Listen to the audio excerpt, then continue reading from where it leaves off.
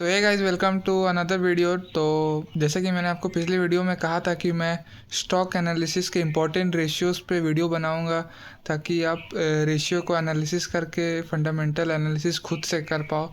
तो मैं ज़्यादा रेशियोज़ लूँगा नहीं क्योंकि उतना ज़्यादा आपको ज़रूरत पड़ेगा नहीं। मैं 10 इम्पॉर्टेंट रेशियोज़ लाया हूँ जो आपको पता होना चाहिए।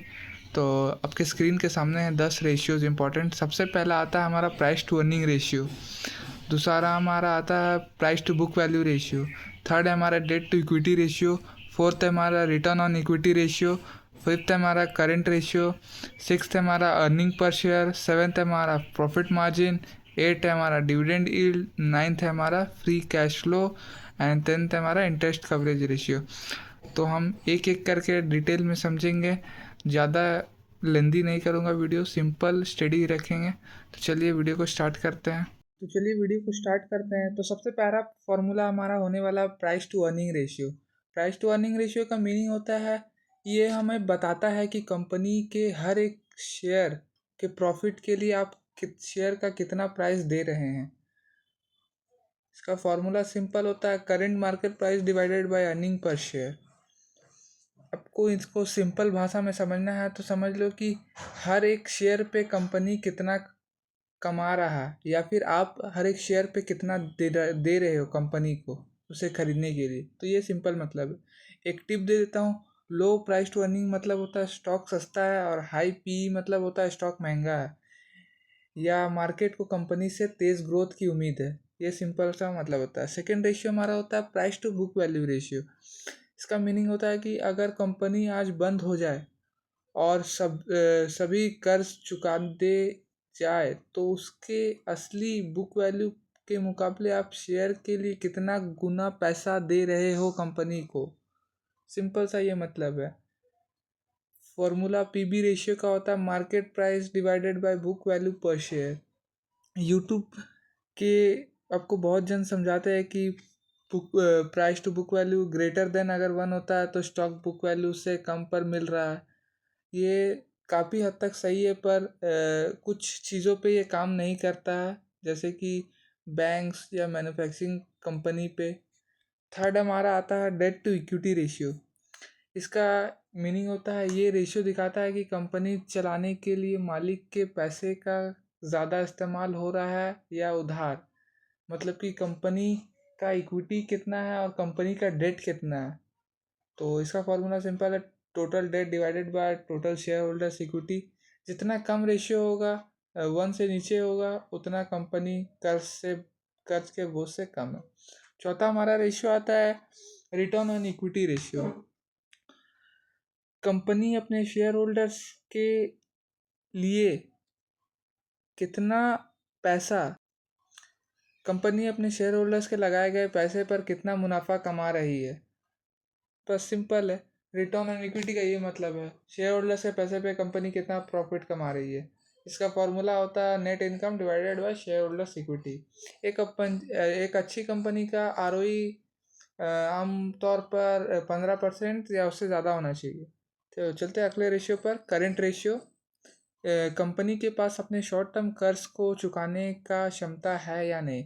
मतलब करंट जो डे टू डे खर्चा होता है, डेली ऑपरेशंस के लिए कंपनी के पास पैसा है कि नहीं। इसका फॉर्मूला होता है current assets by current liabilities. Ideal ratio 1:1.5 इससे 2 के बीच में माना जाता है, मतलब एसेट्स कर्ज से दुगने हैं। ठीक है। छठा हमारा आता है अर्निंग पर शेयर। कंपनी के टोटल प्रॉफिट में हर एक इंडिविजुअल शेयर का हिस्से में कितना प्रॉफिट आया, मतलब हर शेयर होल्डर्स के अर्निंग क्या है। सिंपल सा मतलब है। इसका formula net income minus preference dividends divided by outstanding shares. EPS जितना ज़्यादा होगा, कंपनी फाइनेंशियल तौर पर उतनी ही स्ट्रांग मानी जाएगी। सातवां प्रॉफिट मार्जिन सबसे बेसिक है। कंपनी हर 100 की बिक्री पर कितना पैसा बचा लेती है, इसे नेट प्रॉफिट मार्जिन भी कहते हैं। इसका फॉर्मूला माना जाता है net profit divided by total revenue into 100। High profit margin दिखाता है कि कंपनी की प्राइसिंग पावर और कॉस्ट कंट्रोल बहुत बढ़िया है। सिंपल है। आठवां हमारा आता है डिविडेंड यील्ड। ये थोड़ा इम्पोर्टेंट है क्योंकि ये एक अर्निंग सोर्स होता है तो इसे ध्यान से समझना। अगर आप कंपनी में इन्वेस्ट कर रहे हो तो डिविडेंड, प्रॉफिट का जो हिस्सा कंपनी देती है, के रूप में आपको हर साल कितने प्रतिशत का रिटर्न मिल रहा है। इसका formula dividend yield equal to annual dividend per share divided by current stock price into 100। Dividend paying stocks dividend payable stocks stable होते हैं और रिटायरमेंट प्लानिंग के लिए पसंद किए जाते हैं, क्योंकि अभी आप देख रहे होगे वेदांता, हिंदुस्तान जिंक, आईटीसी इस स्टेबल कंपनी है तो डिविडेंड ज़्यादा देते हैं। तो अगर आप स्टेबल इनकम के लिए जा रहे हो तो डिविडेंड बेस्ट है।